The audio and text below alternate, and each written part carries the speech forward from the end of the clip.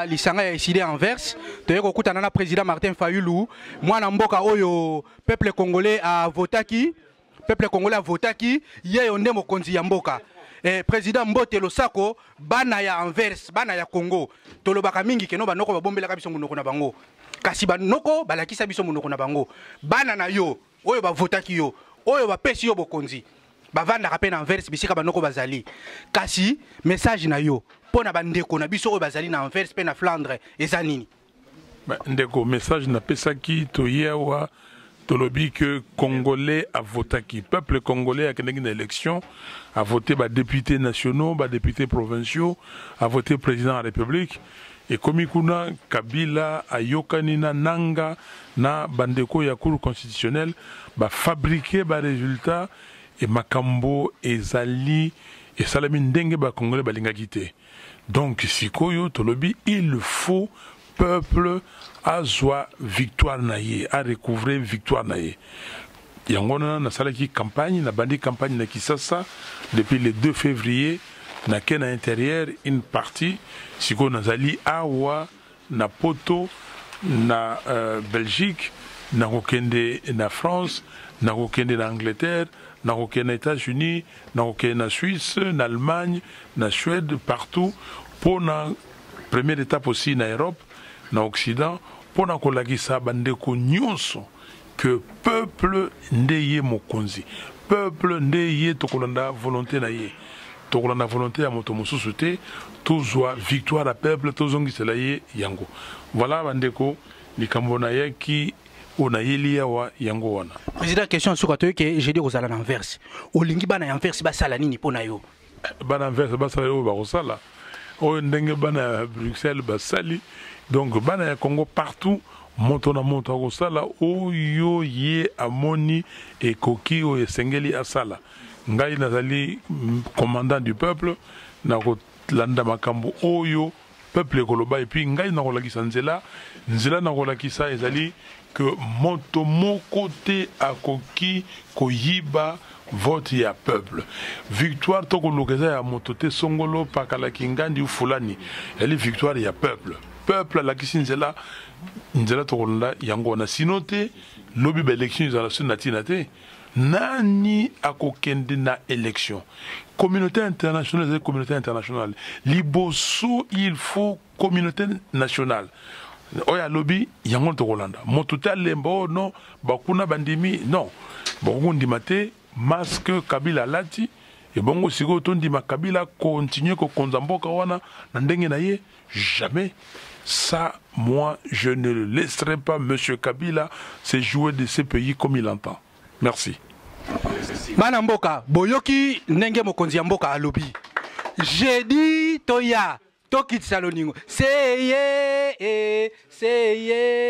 Alors, toujours lancé message Zamoko. J'ai dit président les 14 président a osé la 4 Anvers. Donc, tout une mobilisation Anvers mobima totelema pour tokutana président to solana en face toyeba o eza vision na ye toyeba o eza masolo ndeni to bengana monguna o eza na 4 Congo. Donc les 14 jeudi les 14 Anversois nyonso tozala esika moko tokutana kaka esika tozalaki donc.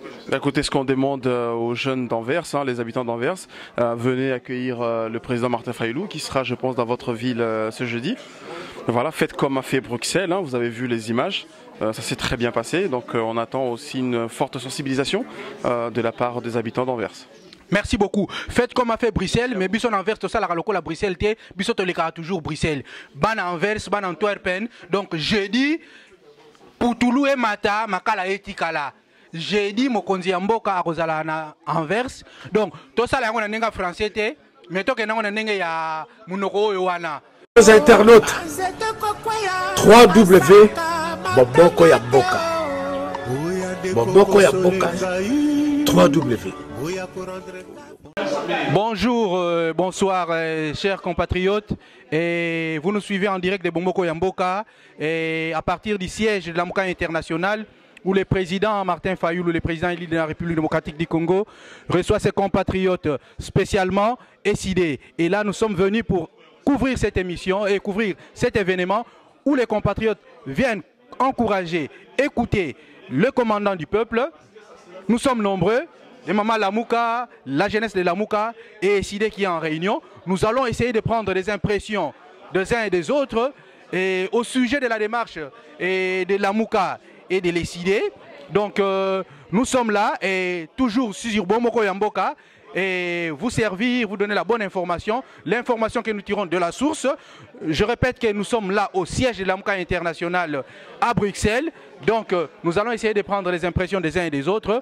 Et Torozong et Labino, Bande Koba Bolingo, Bana ya Congo, Ekolo ya Congo, Nakoluka Bonsomi ya Ekolo Nabiso, Tozali awana siège ya l'AMCA International, Bisika, Bana Yamboka Bayeko Yoka, Mokonzi wa Ekolo, Président Martin Fayulu Madidi, Mokonzi wa Biso Toponaki, leader oyo topesaki bonsomi akende liboso longonya amata kenda tambusa ekolo awa tozali na ba mama ya Lamuka tozali na ba jeunesse ya Lamuka tozali na ESID Benelux oyo baye po ke bayoka mokonzi nini oyo ezali koleka nini esengeli tosala toyoka yango na munoko na ye awa tokozwa impression ya ndambu ya batu sima na yango tokotala ndenge nini mwana ya mboka Martin Fayulu ayaki ndenge nini atamboli pe ndenge nini awa ESID na Lamuka bazali ko prendre soin na ye. Merci à tout de suite. Tolo kotana nous ba impression ya baninga. Bonsoir. Nakutani no na siège à Lamuka International mais loko ekamusi ngai olati polo ba komi SP soldat du peuple Mafa.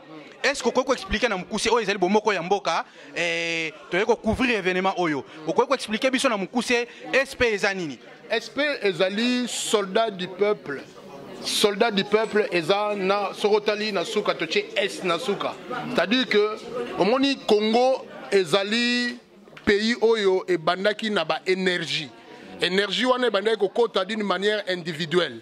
Et bandaki na ba tuloko ba Kimpanvita ba premier résistant. Bandaki na ba Tinuwene, ba roi Msiri et yo ko kota ti na ba Patrice Emery Lumumba. Donc, énergie bandai se développer d'une manière individuelle.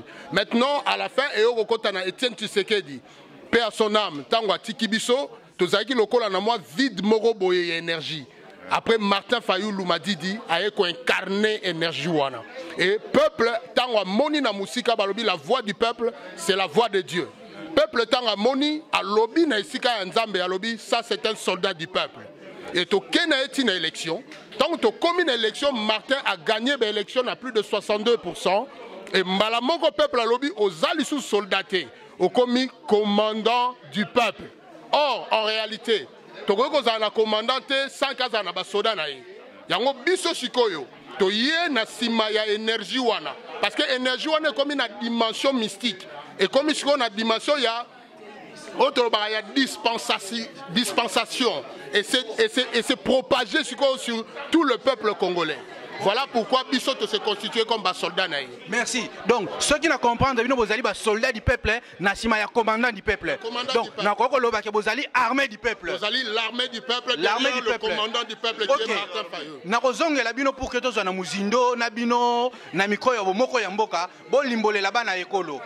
Bo limbole la bana ekolo, ndengeni di démarche. Il y a des soldats du peuple et que tant ça peut garder peut tombola so commandant du peuple na koya na bino mais na moni toza sanza ba mama respect mingi na ba mama na lingi na kuta na ba mama Lamuka na kozonga epa na bino pour que na zo impression ande ko ba bolingo awa tozali na siège ya Lamuka soki boko mona nazali katikati ya ba mama kindoki ya ba mama eleki kindoki ya ba tata mais ba mama bazana kindoki te ba oyo nde batu ba fulaki ba ngoyo nde batu ba pelisaka moto awa mama oyo sanza ya ba mama mais bino ba mama so bo pesi ki Martin Longonia bo pesi makasi bo simbi bo soutenir ye mais ba biso bor sikoyo na kuti bino awa oyo bo moko ya mboka bo limbolela bana ya mboka na bino ba mama ya Lamuka totiki ou bien toko kende na yango ne to ba na lingala ya oyo biso wana tina lifobo eza ndengene papa likamne mne bo tika nini totikelo ni tu vas maman tikawana tozo kende ti et pas tokosuka parce que victoire est biso est fatité est ya kachité est idépesté c'est pour le peuple congolais tout ensemble tous les peuples de l'étendue de la République démocratique du Congo Au Bossani, aussi avant Koufaloba, c'est le peuple qui gagne. C'est nous qui va gagner. D'accord, maman, mais message pas ba maman Moussoussou. Ba maman o bazana bandaku, ba maman o bazu découragement, ba maman o bakanisi neti ke makila bana na bango etangaki ya pamba, ba maman o bazo kansane ke ba viola ki bana na bango ba viola ki bango na ba koko pamba. Message ezanini po ba lembi ba moni neti ke kamwa découragement. Na yo pesa message pas maman ya surtout ya Beni, Butembo, Yumbi. Beni, ba mama toza simana bino.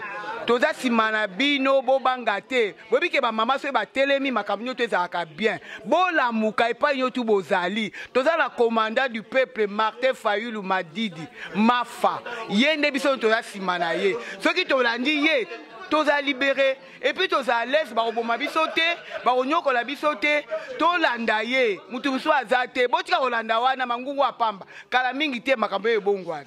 Donc d'accord, donc Tolandi Mangungwa Jean Pondou. Donc Jean Pondou na kaloueta, ba sala baje, donc Mangungwa Jean Pondou, ba mama ba lobi toko kende na yango tina suka. Voilà. Ba mama longoni na bino. Bon, mama zalaka te soki papa azate. Na lukana nu ba papa, pe ba papa ba loba.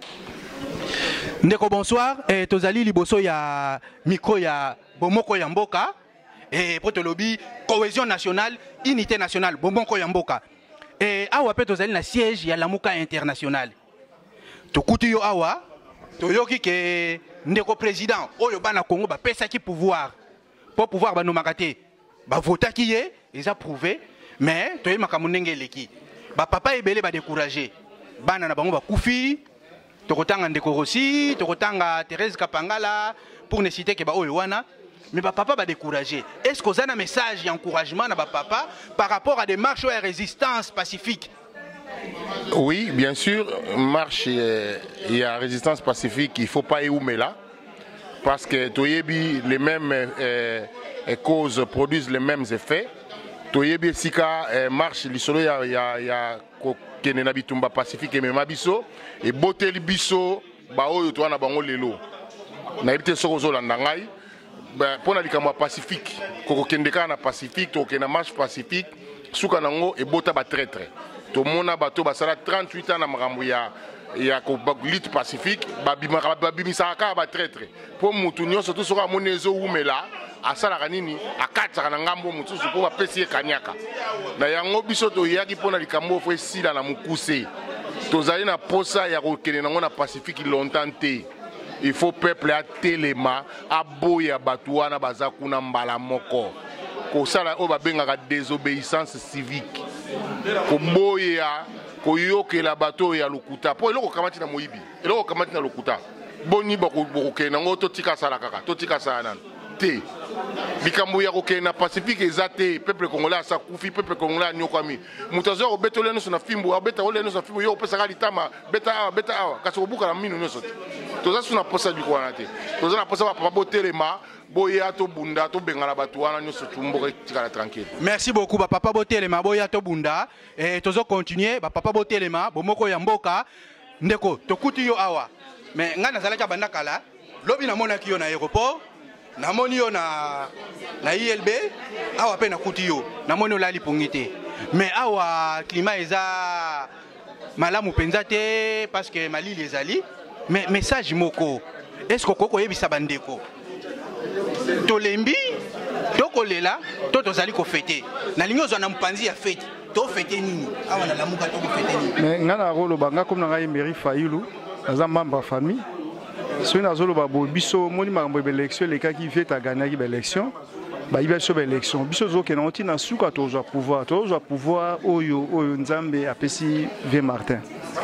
Mais tozali na Lamuka tozo sepela po président na biso aye. Mais Kalate Zoza Bokonzi, on a joué sa battu.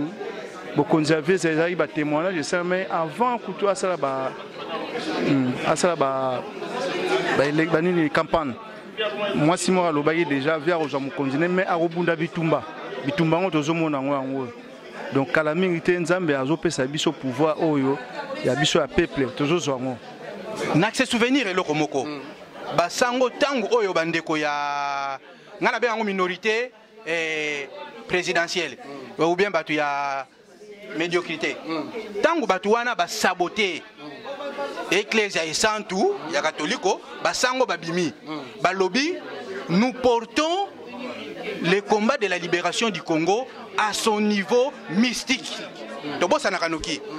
Mais est-ce que niveau mystique il y a combat, il y a Congo, libération à Congo, il y a ngo yote comme nango lelo, na lingi na no le ko meka expliquer na mandeko, ezani niveau mystique à combat wana. Tout à fait. Combat est loin na dimension ya bas de l'échelle, autolobara bas de la montagne et comme ici au sommet de la montagne. Obi na histoire ya ba peuple, ils aura toujours na temps morobo oyo bitumbelo ngwara na sens morobo humain et comme na sens spirituel. Na ozong sa ba chrétien na nenga Israël. Tout le monde a dit Moïse azokende na nzela désert amoni kaka bakal ba malécite. Atali bo habiter Josué fois bima et comme maramba bitumba na terrain. Et Yesu ko Moïse atikala yiwana te. Amataki na dimension mystique. Balobi amataki na ngomba atomboli maboko likolo. Soka tomboli maboko likolo, Israël est comme plus fort. Alors biso ba Moïse na biso ezali ba kambi na biso ya mangomba o ezali ba sango. Bango sikoyo ba tomboli maboko likolo. Pour que le peuple, les peuple congolais, a comme le peuple moroboye plus puissant. Tout le monde est déjà dans la puissance, il y a peuple. Kanambe a kokayi sous-souté que c'est représenté. La puissance, il y a peuple. Kanambe a kokayi ko modifier la constitution. Mais tout le qui trahit Israël, a trahi na Akan. Tout le monde Félix a trahi Bisso. Mais Akan a moko. Félix pas à moko. Nenge Akan limoa, nenge Félix a limoa pour que le peuple a retrouvé dimension wana mystique ya makambu pour que victoire est à la certaine.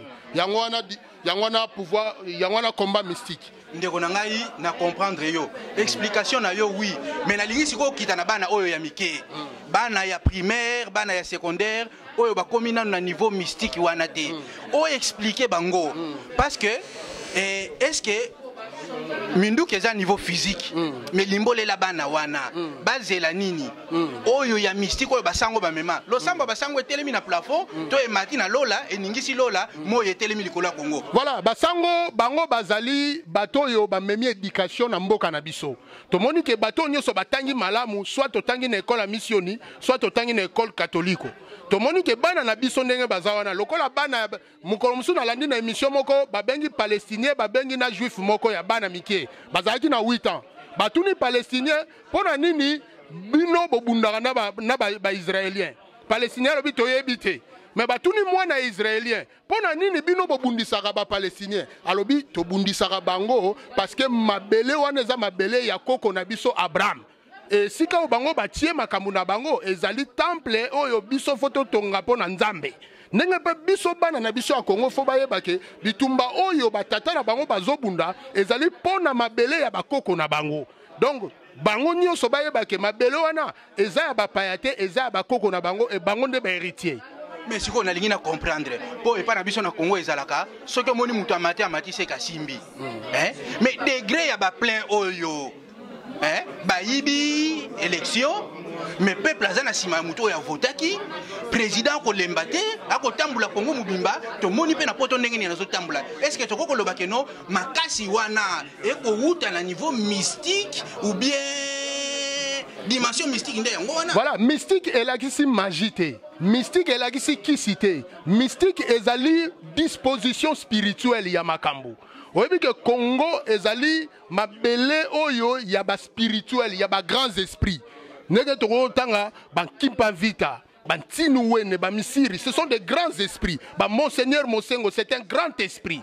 Donc Congo eza mabele ya ba grands esprits. Yango siko tongo moni ke ba grands esprits ba moni ke offense et l'équipe trop, alors bah mobiliser peuple mobimba derrière énergie ya Martin Fayulu Madidi. Merci beaucoup Ndeko Nangai. Ndeko Lexus to kutu yawa toza na micro ya bomoko ya mboka. Oyo ezali eside et bato bakambaka eside na Belgique.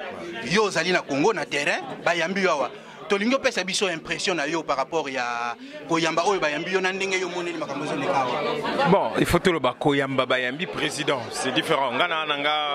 Ngana na sima président neti batunyo so bazalia. Et là on a CPN dans Yaliboso, je trouve que une très bonne mobilisation. Moi de la femme ba maman basé belé ko le kamibali, ça c'est déjà quelque chose que je trouve très intéressant et l'axe est parti dans la bateau bazali déterminé pour ba maman la plupart du temps, bah, ça beaucoup plus déterminé que Mibali. Donc, je trouve que c'est très bien, bah, s'organiser qui, la plupart, bah, même protocole, ils ont fait la nourriture. Sincèrement, je trouve ça très bien. Bon, maintenant, il faut zonga sur le plan pratique, il y a parti. Et ça, il y a des choses, effectivement, qu'il faut dire. Vous savez, il y a des membres, il y a des cotisations, il y a une organisation interne qu'il faut, je dis pas revoir, mais oui, on est un parti, on a un certain nombre de valeurs. Donc, tôt ou tard, les gens doivent aussi s'asseoir, même dans le cadre animateur, il faut renouveler, parce que parti, moi, des marseillons, c'est moi, restructuration. Cela veut dire que restructuration, c'est fait partout. Donc, les membres, il y a Benelux, si à un moment, ils décident aussi, battre l'exécutif, tout ça, s'ils veulent renouveler le bureau, au niveau, en tout cas au niveau de Kinshasa, quand ils vont envoyer, dès que moi je prends mes fonctions, on va devoir en parler clairement et librement pour m'embêter. Mais dès que j'ai vu, je trouve que les choses vont dans le bon sens. Mais maintenant, il faut décider et zoper ma casse, c'est la casse, il y a la mouka. Quoique, décider ça, au travers il y a dynamique de l'opposition, mais il faut qu'ils continuent à prendre le devant sur un certain nombre de choses parce qu'il s'agit avant tout aussi de leur président. Mais question est souka. Tomoni et pas na biso soki mukolo tombo mais kelaka na baninga ba mikolo. Mais président akamati yo amemi yo azokumba yo. Est-ce qu'on peut expliquer na ba jeune ni ne sali que président kangamana yo bongo. Bah ça c'est quoi il faut tout na président. La plupart du temps les sérieux, la détermination et surtout convergence à baïdé et de la manière de faire. Quand on est sérieux, on sait ce qu'on veut, on a une détermination, on veut aller de l'avant et surtout l'amour du Congo que l'on a nous tous, on finit toujours par se rencontrer. Donc les plus importants, c'est pas Kakamana ou Tonanani. Les plus importants c'est de savoir si les choses vont dans le bon sens. Pour ceux qui ont un cadre à partir, ça peut être n'importe qui. Ici, il n'y a aucun problème. Et puis il faut être suffisamment humble. Là, on fait un certain nombre de choses. Le lendemain, il pourrait être avec une autre personne. Ngaï, j'ai une vision, je suis dans le parti, je sais dans quelle direction ça doit partir et ça, on le porte. Mais ça, c'est une confiance. Effectivement, il faut se baser sur confiance où il y a des responsabilités, il y a une responsabilité derrière à pouvoir assumer. Mais il faut rester humble. Toza Ebele, Nikolo Baza, jeune Baza, l'essentiel, les atos tombent la décidé et puis tout le idéal au Tozanango. Merci beaucoup de votre Lukayo, le suite pour solo la moulaï. Merci. Papa, Tozali Namiko ya Bomoko Yamboka. Tokuti yawa, est-ce que vous yebisa biso na mukuse? Oyo président yebisi yo. Tokiti samaboko ou bien to continuer ko polité? Biso toko ki samaboko te. Jamais toko ki samaboko.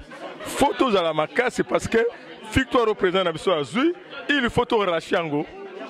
Et quand vous avez la tête à la campagne à Pamba, Bampaya Tamboli, Bariska Duto Tikango, non, tu recommandes Tina Souka. N'enga avec qui la vérité de Sydney, Salama et Kokuksama, Pego Kokuksama, sans faute. Oyo Badou ya Nenga Moïbe Talibango. Et puis c'est Yebi qui m'a gagné, le président m'a dit, Fayoulou. Merci beaucoup. Ndeko nangai tozali na miko ya bomoko ya mboka. Yo ozana kati ya SID. Est-ce que ozana message pas ba jeune? Est-ce que SID ezali parti à malamu pona ba jeune ou bien quand tout le monde a parti na Congo bon ba jeune kaka ceux qui bazana posa ba sala yo mamoko boye nde ba yebi ba jeune. Mais est-ce que ne SID ba jeune bazana considération? Message non en direction à jeunesse ces années. Mbote mingi na bina yo moko na pesi mbote na ba congolais nyonso. Ngena lo ba parti oyo ça parti moko za pour espoir ya Congo pour espoir à jeunesse. Bona nanu oyo za président na biso. Au monique ba qualité eza belé donc mutu azana conscience na makambo sala. Donc kende n'importe où te to so ba décision moko ya kaka bongo te. Poya na décider. Tant besoin décider pour sentir que décider objectif nango tout ça pour développer mutu.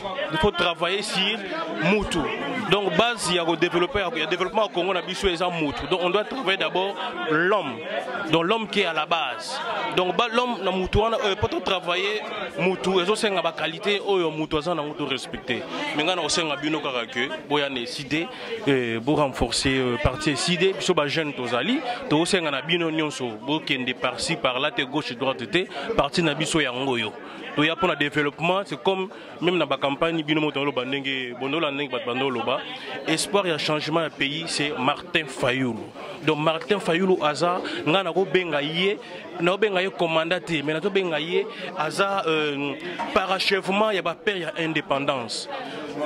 na parchèvement père de l'indépendance na ngalo ba que aza mutu oyo azo compléter azo landa lokolo ya au fait lokolo ya ba père de l'indépendance azo landa oyo idéologie ba père de l'indépendance bazalaki nango donc détermination na yana zanango ba qualité no so zanango to soutenir biso ensemble pour to silisa ba BO zanango donc ba jeune message pas na bino boya na décidé tozo continuer toujours pour que tozo impression ya bandeko ya décidé tozo impression bandeko ya décidé nazali ko rappeler que tozali na micro ya bomoko ya mboka et ndeko Noël tokutani na yo awa tokuti yo awa mais bon yebisa biso bino na décidé bino ba jeune boye na décidé to mona baninga bazokende ipare côté moko boye la reza mais bino botinami bokangami bonganzami na décidé boye ezani loba nanu ezani pona au fait biso tozana décidé mbongo esalaka likambo moko ya mnene bien sûr mais biso décidé za force na minito yo décidé zo ko incarner force moko na kati ya Congo à travers décidé biso tozo lancer appel na biso na batunyo so o ba kotina décidé te parce que l'incarnation ya puissance ya kati ya Congo eza na Martin Fayulu aza moko ya kati ya ba fondateur ya décidé alors na kati décidé to yebi ke no tokozala bien informé na makambu nyonso o ezoleka na situation ya pays na biso donc voilà.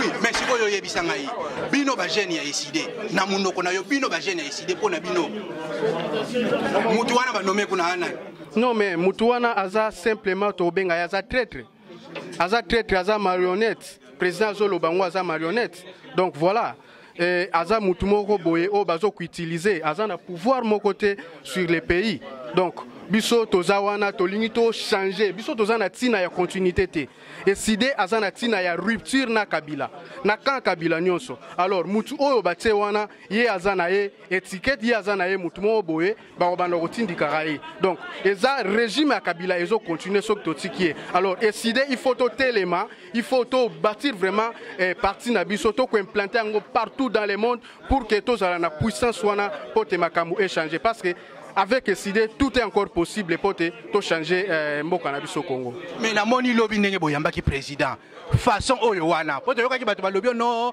décidé lamuka e panzani décidé za nango eloko muke mais lobby to mona ki ndenge boyamba ki président yebisanga nanu boana mpungu boko ningisa ou bien musale sale na terrain ya nzambe donc za mambo mpungu te eza mambo okende gauche droite te aza candidat oyo peuple alingi aza l'unique na Congo oyo ba votaki donc il faut ezalaka modèle wana donc président moko tiako uta na Congo na minute oyo aya awa mobilisation ezalati na niveau wana tomonaki yango na kati ya Kinshasa tomonaki yango na kati ya Congo à travers le Congo partout atambolaki comment est-ce que mobilisation ezalaki comment est-ce que batu ba se représentaki massivement et mais comment pas ezala awa na kati ya mboka parce que diaspora yango nde ezali force ya pays donc biso tozo ko incarner force ya pays na diaspora yango moni que non mobilisation pena ezali mobilisation ezalaki pe makasi pe ko continuer kozala ti mukolo oyo biso toko kata rupture na Kabila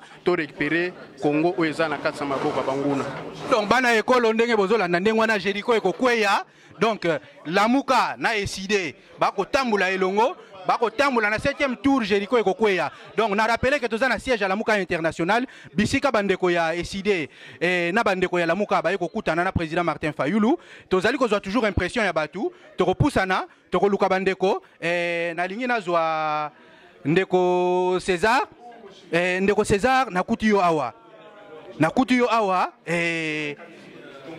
toza na siège à lamuka international mais toyoki batu balobi no basundoli Martin Fayulu baningane basundoli ye kapanda tel boye mais tomoni ke lelo toza na siège à lamuka lobi pe na aéroport lobi pe na conférence tomonaki lamuka yebisa biso nanu bino batu ya décidé eza ndenge nini bino na lamuka na telema nano pomoni ko répondre à mituna à makasi boye la ka force dans ma position pomoni loka moto ezali oyo représentant au Baponaki parmi les 5 leaders au et à lobby et puis à sali réunion wapi na siège à Lamuka loko la sali réunion la siège à Lamuka selon les bandaté donc c'est que va toujours elongo ensemble mais tokoyo kaye et puis tozo kaye partout aux leka awatanga ba combo ya ba leader nyonso donc ko baké va toujours elongo biso tokolanda mongongo o ba leader ba pesa tolanda et puis to continue kolanda ngo tina suka.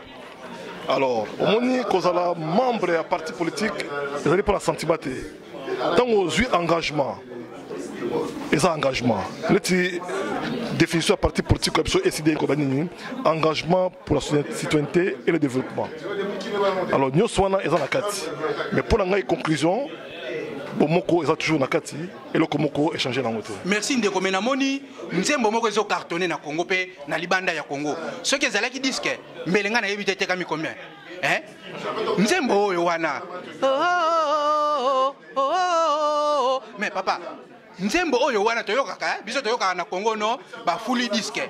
Hein? Disque wana nani ya fuli papa yebisa ngai po yo na yebi yo na SID na kutaka yo soki na reportage na SID na kutaka yo nani ya fuli nzembo wana lo bana no yani omoni ozala ke o composer nzembo o sali nzembo mais o yebite ni le bombe la nzembo wana ya sali nzembo ma yebaki te o e bombe la nzembo wana. Oui mais parce que na comprendre tant lobby na kanisi nzembo wana ayembaki te ke no yeyo toko voter mais yeyo to voter ezalaki ne bandele la campagne donc moi na moi si wana toloba eza prophétie ezali inspiration déjà bi l'inspiration ezali monde en Nzambe inspiration ba biango inspiration ezali monde abatuté ezali monde en Nzambe donc a contacter sur la carte mutu ndeko zela lokolo lobi inspiration eza monde ya Nzambe na rappeler basango tangu oyo Kabila tindi batu basakaje ba église Baloba qui va porter combat à la libération du Congo à son niveau mystique. Monde Nzambe ozo memabiso eza wana niveau mystique ou bien niveau mystique na nenga qui n'ont pas besoin de connexion que le bique non. Non. Les mystères, les mystères cachés. Oui. Nzambe appelle ça encore la bateau baza inspiré. Bateau aura révélation. OK. Donc la fille a déjà révélé, a déjà inspiré mais yemo azaki distraite. Ouais. Yeba utiliser kaka. Ndenga Nzambe sala la bateau. Nzambe sala le kaka na baleti nzoto ya mwana mwasi wana. O pasa congolais hein.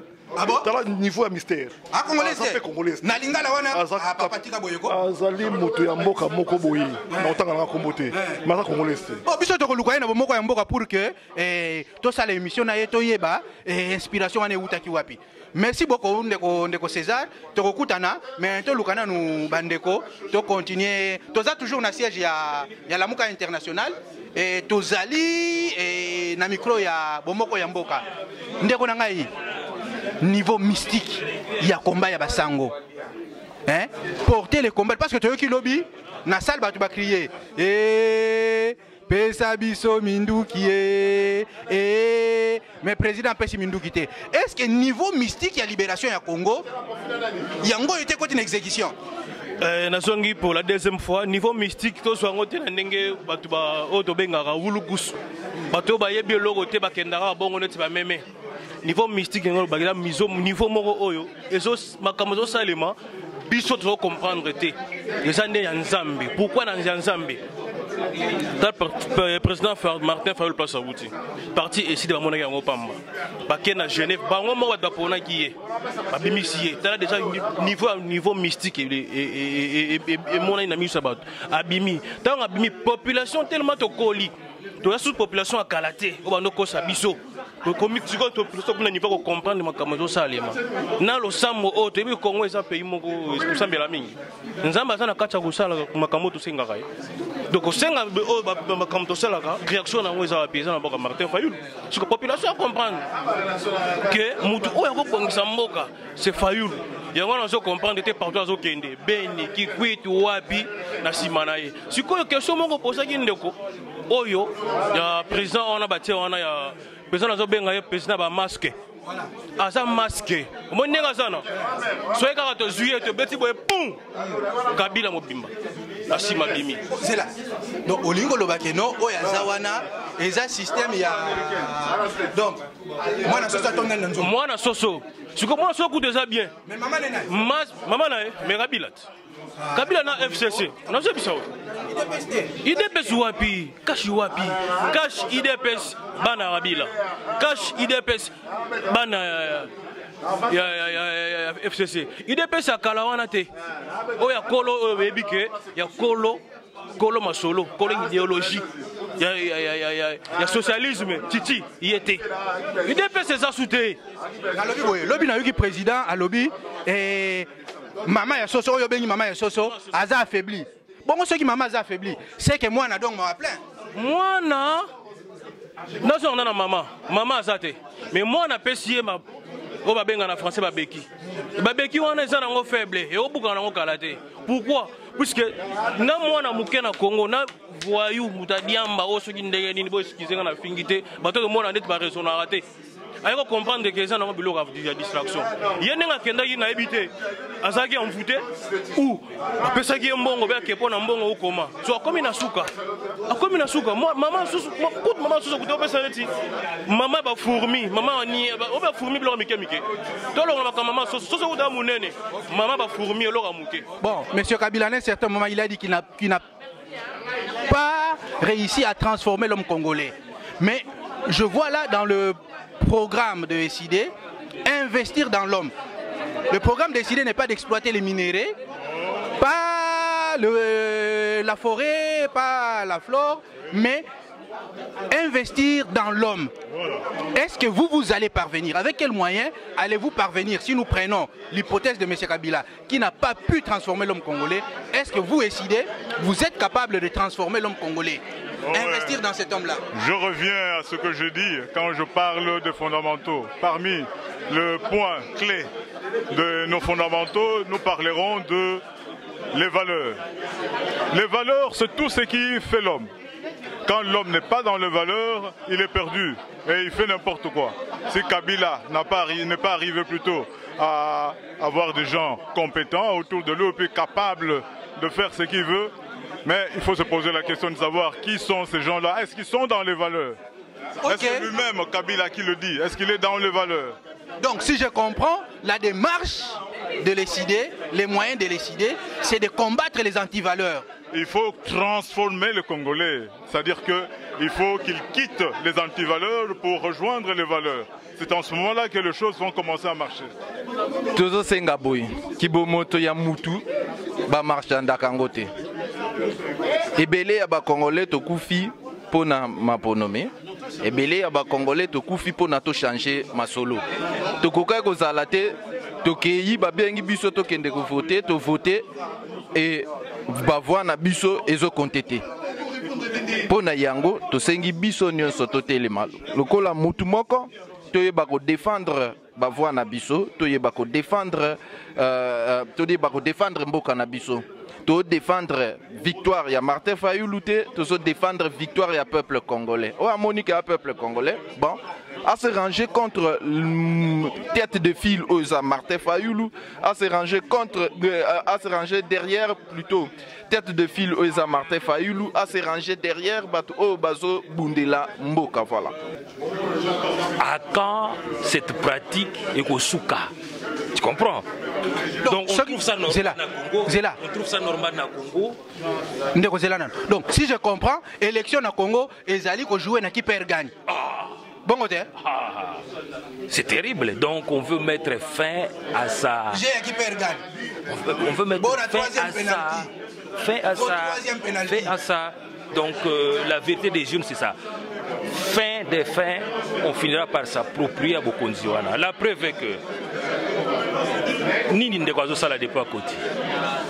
Pourquoi? Azo Sala l'autre côté parce qu'on quitte marionnette. Oh le Père Noël, pour y aller la kaka. Père Noël. Marionnette. Alors, dis-moi, voilà, Dina Yarozalana Mukonzi, un président élu, parce qu'il dépendra de personne, sauf du peuple. Mais autres choses, meeting à Kingakati, il y a des fois convoqué chef, soi-disant chef de l'État à Kingakati. Kingakati, c'est quoi? Donc, Banama, ici, je comprends, Kingakati est devenu le domaine de la couronne, où un certain monsieur s'arroge le pouvoir de créer un État dans un État, mais les Congolais vont l'obiter, ils vont l'obiter, bango azalité. Oyo toko limbola yango, toko landa yango malembe, liloba moko na micro, ya bomoko ya mboka, to limbola na bana ekolo. Eloko nini, lamuka alingi, eloko nini, ndeko Martin Fayulu azoko sala, parce que bomoni ye, atamboli ekolo mobimba, ako tambola, bomoni ye ako bina, ako lelete. alors bino bato bovandi na ndako bino bato bozwi découragement ye mutu kutu azwi pifo akoma mokonzi alembi te tolemba te celle la lutte libère toko continuer koluka tozali kaka na mikobo moko ya mboka akoyela biso sango akozwa yango na source ya makambo azwi na Facebook te toza na siège à Lamuka international oyo azali Saint Thomas alingi komona oyo alobi ke no Lamuka epanzani biso ye tozali awa Lamuka ezali kotelema ngui bana mboka boyoki ndenge mokonzi ya mboka alobi jeudi toya tokitisa loningo seye Les internautes, 3W, Boboko ya Boka. Boboko ya Boka, 3W.